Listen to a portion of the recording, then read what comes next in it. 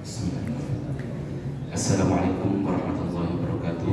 Alhamdulillahirrahmanirrahim. Assalatu wassalamu ala asyrafil anbiya'i wal mursalin wa ala alihi wa sahbihi ajma'in. Amma ba'du. Rahimakumullah. Puji dan syukur kita panjatkan kehadirat Allah Subhanahu wa taala, yang mana pada hari kelima Ramadan ini alhamdulillah kita masih diberi kekuatan untuk bisa beribadah, yang salah satu di antaranya yaitu dengan berkumpul di Masjid Islamu kali ini. Alhamdulillah pada kesempatan kali ini kajian Ramadan akan diisi oleh Al-Mukarram Ustaz Aib Saifuddin Abdul Fatah. Tanpa berlama-lama, langsung saja kita simak tausiah dari Ustaz Aib. Ustaz, kami persilakan.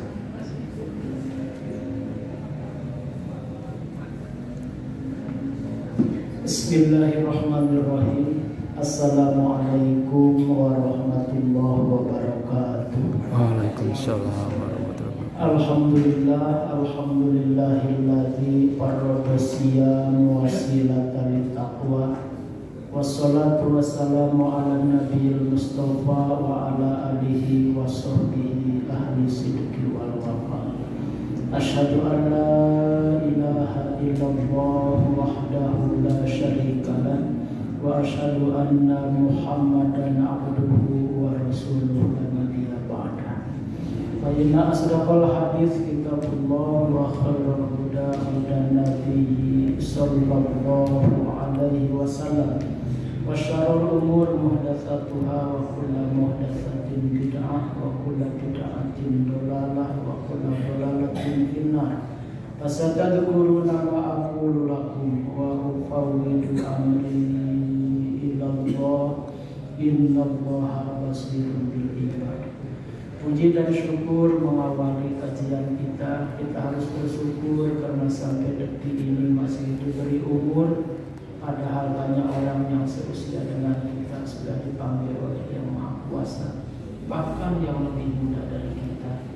Ada nikmat sehat, padahal di saat yang sama banyak orang yang terkapar di kamar, terbujur di kasur, mengisi ruang-ruang rumah sakit. Bahkan tidak sedikit yang sudah divonis oleh dokter hidupnya gak lama lagi. Kita alhamdulillah masih sehat, segar, bugar, sehat walafiat. Dan ada nikmat hidayah, karena tidak semua orang muslim bisa hadir ke sholat berjamaah dan kajian sesudahnya di masjid ini. Alhamdulillah. Saya akan membahas tentang pembatalan puasa dalam konteks akidah, fikih, dan tasawuf. Kebanyakan kita mengetahui pembatalan puasa itu di fikih saja. Ini batal, itu batal, tapi fikih jarang yang tahu ada pembatalan dalam konteks tasawuf, ada pembatalan dalam konteks akidah. Jadi yang membatalkan puasa itu bukan hanya fikih. Kita tahu manfaul ilmi dalam Islam itu ada 3. Satu akidah, asalnya iman, keimanan. Turun dari iman itu kan akidah. Nanti turun dari akidah ilmu kalam dalam konteks ilmu. Nanti di Islam itu manfaul ilminya Islam, turun syariat, turun dari syariat fikih. Nah ada ihsan yang ketiga, turun dari ihsan itu namanya akhlak. Dari akhlak turun adab, ininya sub-subnya. Nah dalam konteks ilmu itu namanya tasawuf ihsan. Dalam konteks iman, dalam konteks ilmu, dalam masalah iman itu nanti ilmu akidah. Dalam konteks Islam turun ke bawah nanti irisan, ujungnya namanya fikih. Nah saya ngisi di radio fikih kontemporer, ada yang nelpon mempertanyakan, Ustaz saya udah hari ketiga ini puasa saya pakai infusan karena saya punya penyakit autoimun. Jadi autoimun itu dia badannya itu ngedrop, imunitasnya itu menurun terus. Jadi dia kuat dan seger itu kalau diinfus. Sudah 3 hari dia di awal Ramadan sampai hari ketiga diinfus, Pak. Nah saya kan kaget, oh ini ternyata belum tahu nih fikih kontemporer.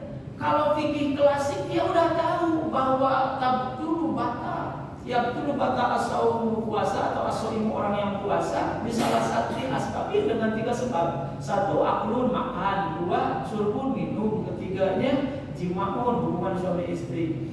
Itu semua udah pada tahu, tetapi apakah disuntik batal tidak? Apakah diinfus batal tidak?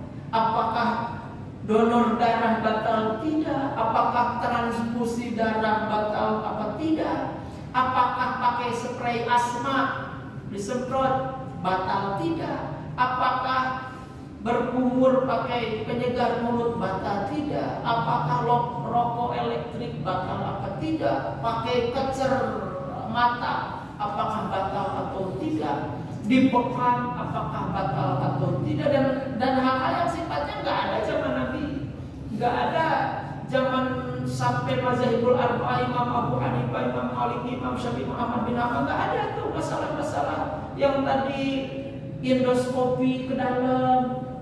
Ada, mohon maaf, obat yang dimasukkan ke dubur, ya obat wasir biasanya dimasukkan ke dubur, itu batal atau tidak? Nah ternyata di fikih kontemporer tidak semua orang tahu.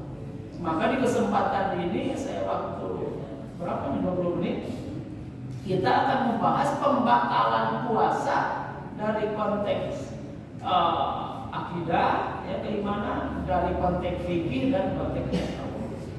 Nah kita ke akidah dulu. Pembatal puasa dalam konteks akidah ada berapa? Ada 3. Jarang yang tahu ini. Jarang yang tahu. Ternyata akidah pun bisa membatalkan puasa, ya. Pembatalan akidah yang otomatis pembatalan puasa.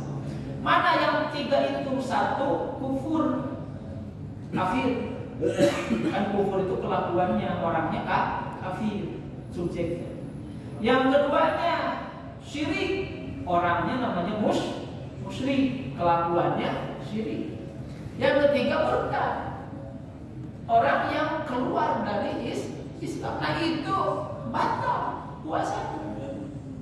Contoh masalah kufur. Kufur itu nanti akan ada 3. Ada qalbiyun hati, ada qauliyun ucapan, ada fa'liyun yaitu pekerjaan. Dia datang ke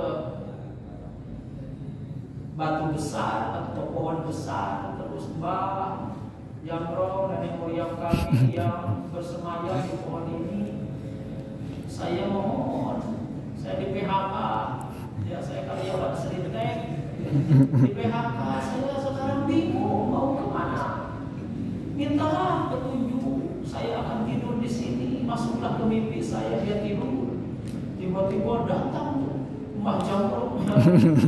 Nah dia puasanya batal. Kenapa? Karena dia melakukan kekufuran. Ya dia meyakini pohon itu mendatangkan manfaat, mendatangkan kotoran. Jangan ditebang pohon ini karena ini, karena ini. Kalau urusan lingkungan itu hal lain. Ya jangan ditebang karena bla bla bla itu lingkungan. Tapi kalau motifnya karena ini angker, karena ini ada nenek moyang bersemayam, ini ada siluman, ini ada, kan semua itu dalam Islam nggak ada. Semua setan-setan dalam di Indonesia yang diidentifikasikan atau diidentikan dengan pocong, kuntilanak, suster mesot, genderuwo, apalagi itu nggak ada dalam Islam. Karena itu sebenarnya dalam itu sebenarnya asal usulnya dari Hindu, bahwa memang ada reinkarnasi, bahwa ada arwah gentayangan. Jadi ketika keluar dari fisik kita itu arwah gentayangan, dalam Islam nggak ada. Orang kalau udah mati dalam Islam udah masuk ke alam kubur, alam barjah, dan dijaga oleh malaikat munkar nakir. Jadi nggak ada yang namanya juri gitu, nggak ada. Yang namanya arwah gentayangan, kuntilanak, segala macam itu nggak ada. Itu mah hanya adanya kan di Indonesia, di bioskop, di Wakepo, Mambarna, Mangjaya, ya yang orang Pilmuran, Malarapal. Sebenarnya aslinya nggak ada. Orang udah masuk ke alam barzah mah udah nggak bisa keluar lagi, nggak bisa malah izin ya saya mau mengganggu tetangga, mau bentuk jendela, mau buka pintu keran, mau menyekik tetangga saya itu yang suka judes ke saya, nggak bisa.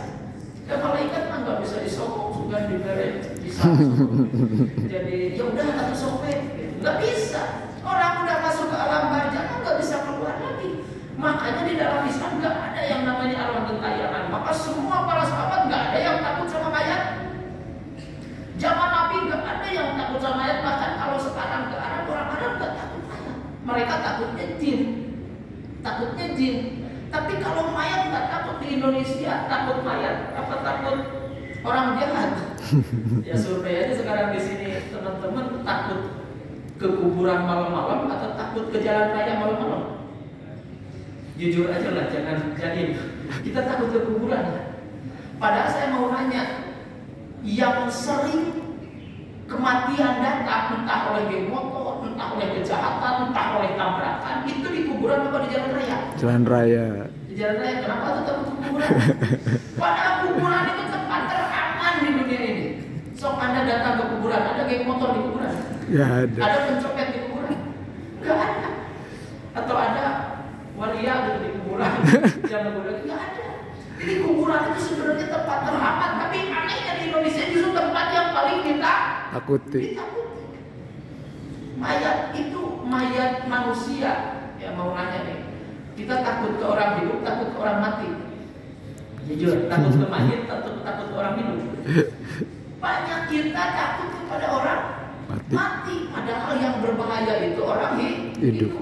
Pernah nggak ada berita di TV One? Ada seorang ustaz dicekik kuntilanak, meninggal dunia terus diidentifikasi oleh polisi dan istri. Nggak ada berita itu mah di Indonesia. Itu mah bohong dong. Tapi ada nggak orang dibunuh oleh orang hidup? Banyak tiap hari. Itu jadi kita jangan takut sama mayat. Apa bedanya mayat manusia sama mayat binatang atau apa? Di rumah kita tiap hari ada mayat asli. Tapi kenapa nggak takut? Sok buka kulkas, ada nggak mayat ayam? Ayam kan? Mayat asin ada? Mayat ikan ada? Kenapa kita nggak takut? Padahal itu sama-sama mayat. Hari itu mayat manusia takut. Nah itu karena gara-gara Dongeng. Nah itu teman-teman jadi kekufuran, ya dia menyembah. Ada namanya kemusyrikan. Musyrik kufur itu dia nggak percaya Allah, percaya ke Tuhan lain. Bisa itu arwah-arwah, itu bisa benda atau apa. Nah kalau musyrik percaya ke Allah, dia meyakini Tuhan Allah, tetapi dia mintanya ke selain Allah. Bahasa penceramah ia karena guru, wadukun karena stain. Jadi dari ibadah ke Allah, tapi minta-minta ke dukun, minta-minta ke, nah itu kemusyrikan. Jadi musyrik itu menyekutukan Allah. Dia percaya ke Allah, tetapi juga percaya ke selain Allah. Nah itu batal puasanya. Ada yang ketiga itu murtad. Saya di Islam sangsara wae. Udahlah saya mau beralih ke agama lain mah. Wah ininya apa pedulilah ininya rumah ibadahnya atau para penyiar agamanya udah gitu balengan. Nah itu dia murtad, otomatis puasanya batal. Jadi yang membatalkan puasa dalam konteks akidah, 1 kufur, 2 syirik, 3 murtad. Oke, sekarang ke fikih. Fikih itu yang membatalkan puasa 3. 1 makan apa saja, bukan hanya makan nasi. Sampai keleleng dimakan misalnya batal ya. Artinya bukan hanya makanan yang maksud dimakan, makan batal itu apa saja yang kita makan. Misalnya karpet, atau ada saja apalah kayak dia pengarat gitu. Nah artinya bukan hanya makanan, apa saja yang dimakan itu batal. Yang kedua wasyurbun, minuman apa saja itu membatalkan puasa. Dia nanya di radio ke saya, Ustaz kalau air liur batal enggak? Karena saya kalau lagi puasa itu namanya orang lapar, lambung kambuh, asam lambung naik itu sirkulasi ludah itu banyak. Terus ya saya telan, keluar lagi telan, itu batal enggak? Dan banyak Ustaz, kalau biasa kan enggak kerasa, ini pada kerasa gelap gitu. Itu batal enggak sih? Itu batal enggak kata saya? Kan dia nanyanya batal enggak minum air liur gitu. Menelan air itu kata saya tergantung. Kalau air liur yang ada di mulut yang sirkulasi normal itu enggak batal. Sebanyak apapun keluar, gelap, keluar, gelap, nggak apa-apa. Yang batal itu kalau Anda dikumpulkan di gelas. Nah, yang 12 yang minum batal. Maaf ya. Jadi sebel. Nah, minum itu batal ya. Minum apa saja. Gitu. Nah, selanjutnya baru yang ketiga jima. Jima itu hubungan suami istri. Ada yang nanya, Ustaz kalau nyium istri batal nggak lagi puasa? Ini istri loh, istri saya bukan istri orang. Ya istri orang mah Anda dosa. Tapi istri, kalau istri Anda itu tergantung. Kalau nyiumnya gerget, sayang itu nggak batal. Tapi di mazhab Maliki kalau nyiumnya nyosor, artinya syahwat, nah itu baru batal pahalanya katanya. Kalau fikihnya nggak batal. Kenapa nggak batal? Karena memang ada riwayatnya. Sayyidina Umar suatu ketika Nururahman kelepasan, jadi nyium istrinya.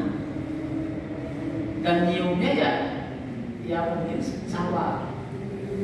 Nah makanya beliau gelisah dan nanya ke Nabi, ya Rasulullah, aku tadi nyium istri aku, gimana kayaknya batal ya? Nabi senyum sambil menatap dengan bijak Umar bin Khattab. Terus beliau memberi ilustrasi, ya Umar, kalau berkumur batal apa tidak? Kayaknya enggak ya Rasulullah, kalau berkumur yang penting tidak ditelan kan? Nah, ya benar, berkumur itu enggak batal, yang penting enggak ditelan. Nah nyium istri juga enggak batal, yang penting enggak bersambung, enggak berlanjut.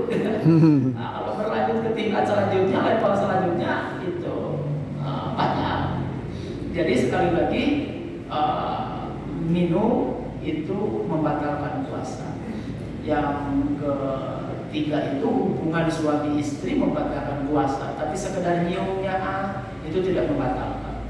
Kalau nyium sahabat kelepasan dimaafkanlah, yang penting tidak boleh ada lanjutannya. Ada turunan dari sini. Onani batal apa tidak? Terutama para pemuda mengeluarkan sperma dengan ada syahwat onani itu batal puasa. Jadi bukan hanya konsumsi istri, onani pun batal puasa, otomatis batal. Sama aja, sama dengan kita makan dosanya gitu, artinya membatalkan puasa. Masturbasi dia perempuan, terus nonton video porno batal apa tidak? Batal pahalanya, walaupun secara fikih nggak batal. Ya dia dosa nonton video pornonya, puasanya batal pahalanya, walaupun secara fikihnya nggak batal. Artinya dia nggak wajib qada kalau nonton video porno, tapi pahalanya hangus, dosa lagi, gitu, seperti itu. Nah, ada beberapa pertanyaan fikih kontemporer yang saya dirangkum di radio dari pertanyaan para pendengar itu. Salah satunya diinfus batal. Kenapa batal? Karena litaqwa, memberi kekuatan kepada tubuh. Sebab pula diinfus itu dibatalkan sok imam sambil imamah diinfus. Saya lagi ceramah sambil diinfus salah leger kan. Petani sambil malacul diinfus kan. Wah itu pegawai juga. Dan tujuan puasa itu kan membuat kita lemah supaya kita merasakan lapar. Ya, kalau diinfus jadi nggak ada itu. Gitu. Selanjutnya disuntik batal apa tidak?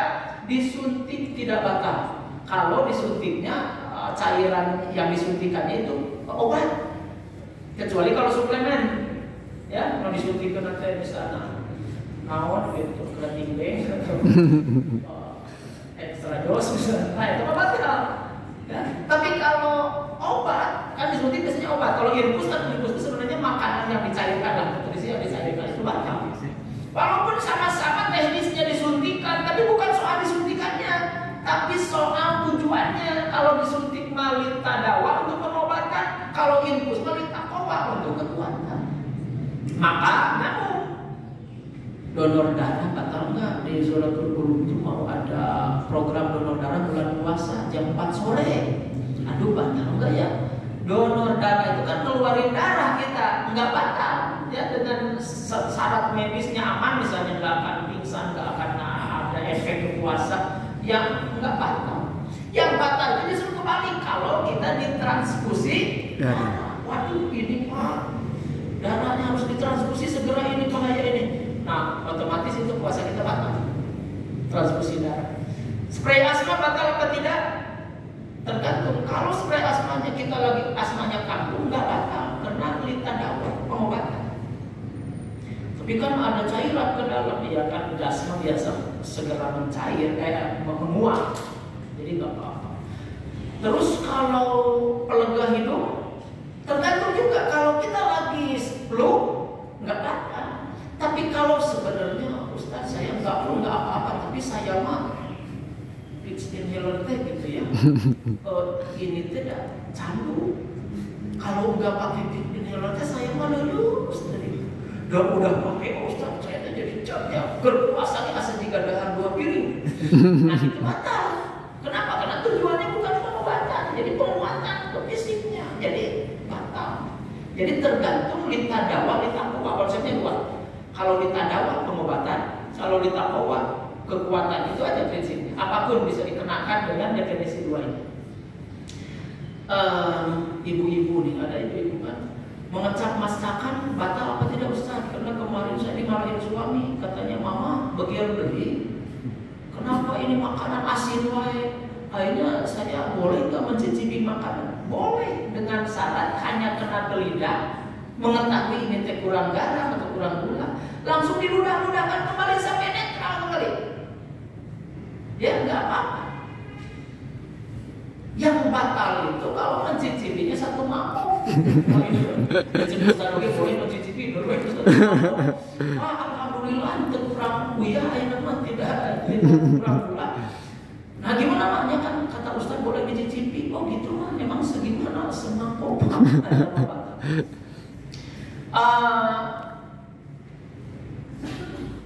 gosok gigi nggak batal dengan syarat diludah-ludahkan, jangan sampai pasta giginya ditelan, ya itu mah batal.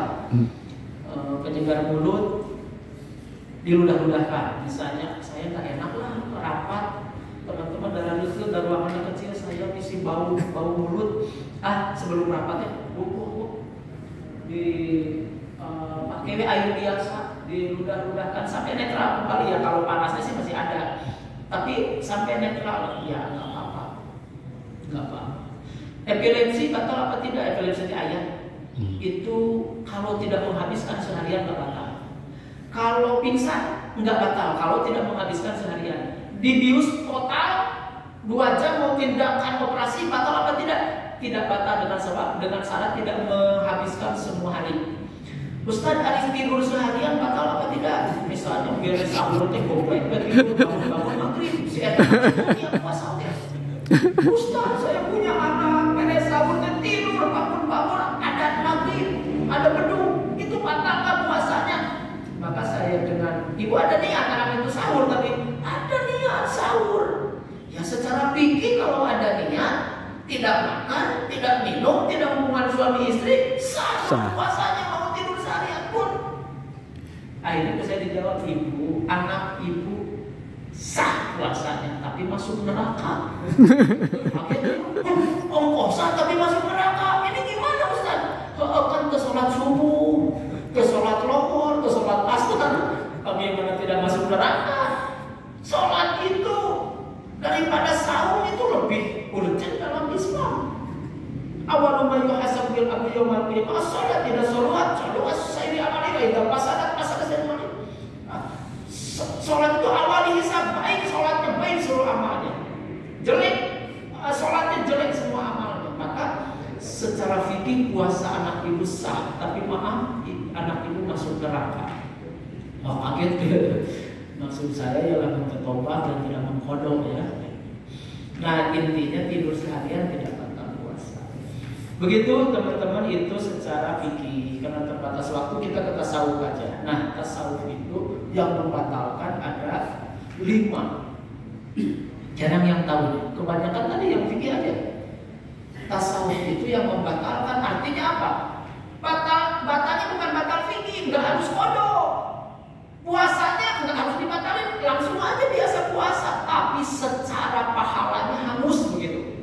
Nah itu membatalkan tasawuf. Mana yang membatalkan dalam konteks tasawuf? Ada 5. Yang pertama, al-kidbu khamsun yufatir as-shaim. 5 yang membatalkan puasa dalam konteks tasawuf. Al-kidbu berbohong. Lagi puasa cek atasan, udah beres Pak, udah beres, tinggal ngetik dan ngeprint, bencana kalau belum beres bilang aja belum beres ya. Gitu. Jadi kadang-kadang biasa bercanda juga suka dibumbui oleh bohong. Kita ngobrol dengan teman kalau dibumbui jeung bohongnya rame gitu. Akhirnya suka dibumbui, nanti lagi puasa hati-hati batal pahalanya. Tahu nggak itu si artis itu teh mantan saya. Wah itu percaya, dia mantan majikan saya maksudnya. Nah jadi pokoknya dibumbui oleh kebohongan, jangan. Lagi puasa itu menghanguskan pahala puasa. Al-ghibah. Yang kedua wal-ghibah. Wal-ghibah tuh ghibah, ngomongin orang. Lagi puasa marah-marahnya saya. Kemarin sore masuk ke makanan tiba-tiba sekarang, aduh promosi. Jika saya munjungnya atau mungkin tuyul atau memang dia punya orang dekat atau apa, ngomongin terus. Nah ditimpali, kata saya jika nama dia besok ini langsung kasih kasih atau apa. Nah ngomongin orang rame itu sejam, maka puasanya hangus, gak ada pahala sama sekali. Lagi pak. Yang nomor ketiga namimah, mengadu domba. Bukan mengadu domba saja, mengadu manusia. Istilah kita sudah pakai domba.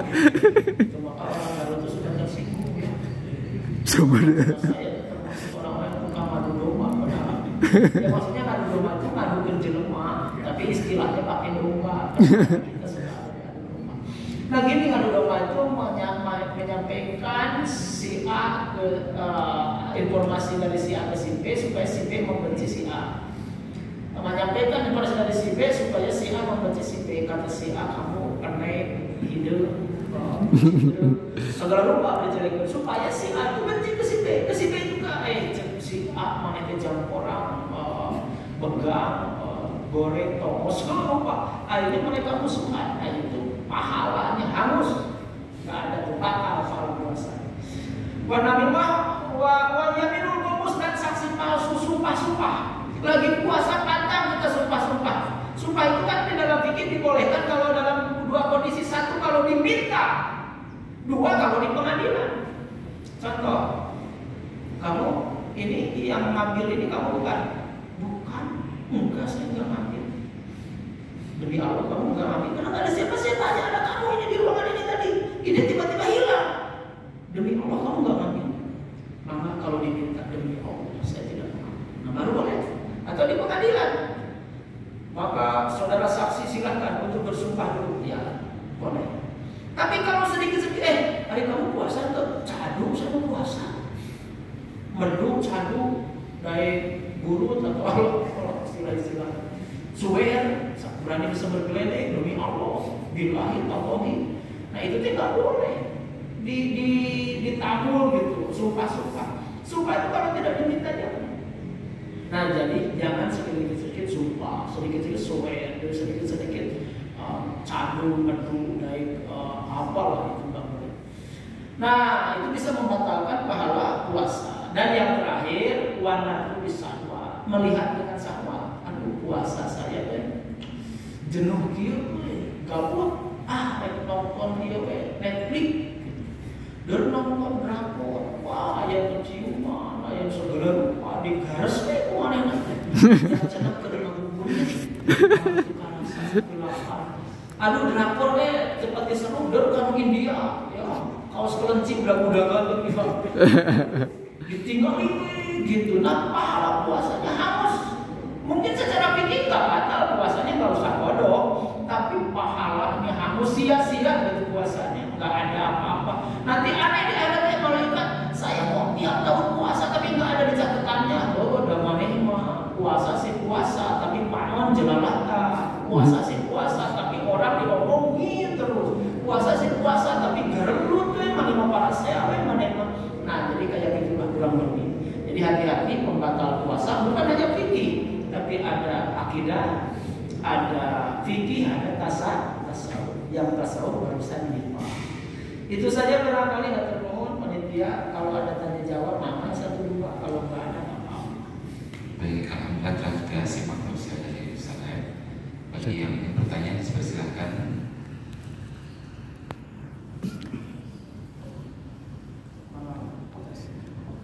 Assalamualaikum Pak Ustadz.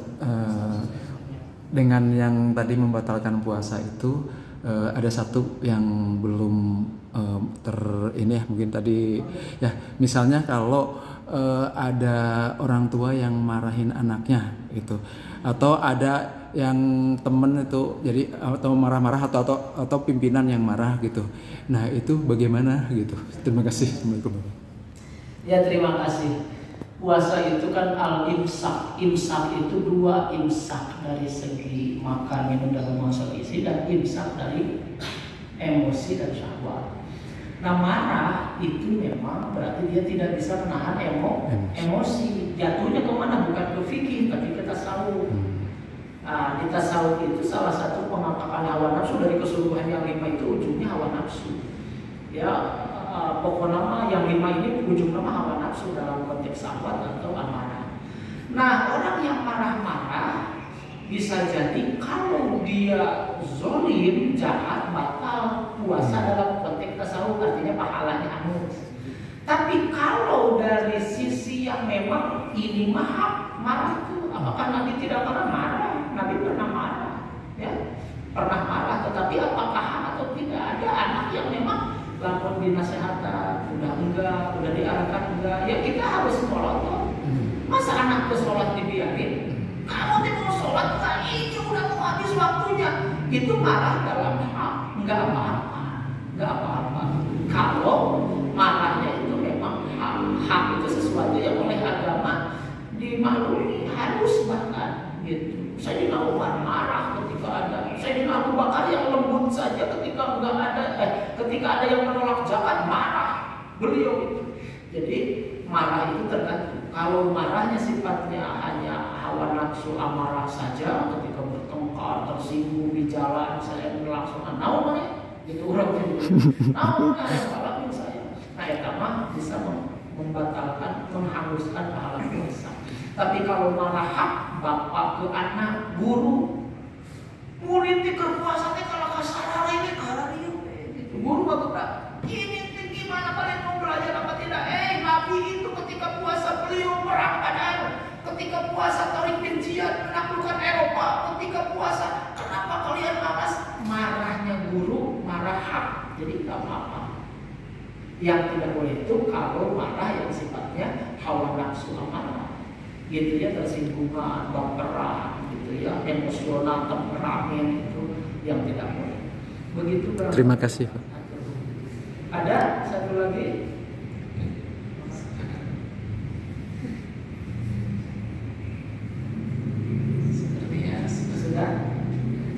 Langsung saja ditutup dengan doa. Mana gerakan doa itu, ayo kita tundukkan kepala kita, angkat tangan kita, hadirkan hati kita. Semoga puasa tahun ini puasa terbaik dari tangan puluhan kali puasa yang telah kita lalui.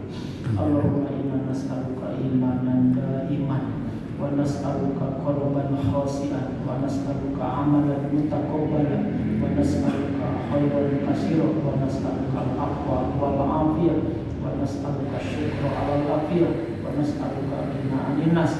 Allahumma taqabbal minna salatana wa siyamana wa qiyamana wa ruku'ana wa sujudana wa tahajjudana wa tarawihana wa jami' a'malina ya Allah. Allahumma biwasilati sawm, ya Allah, dengan wasilah sawm jadikan kami minal abidin, dari ahli ibadah, minal solihin, dari ahli orang-orang soleh, minal mukhlisin, dari orang-orang yang ikhlas, minal sabirin, menjadi orang-orang yang sabar, minal mutawakkilin, jadi orang-orang yang tawakal birahmatika ya arhamar rahimin. Subhana rabbika rabbil izzati amma yasifun wa salamun ala mursalin walhamdulillahi rabbil alamin. Alhamdulillah. Itu saja dari saya. Assalamualaikum warahmatullahi wabarakatuh. Waalaikumsalam warahmatullahi wabarakatuh. Baik, terima kasih Ustaz atas tausiahnya dan terima kasih juga kepada jamaah yang sudah hadir.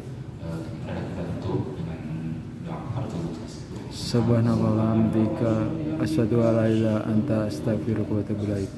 Kami dari DKM mohon maaf bila ada kekurangan. Assalamualaikum warahmatullahi wabarakatuh. Waalaikumsalam warahmatullahi wabarakatuh.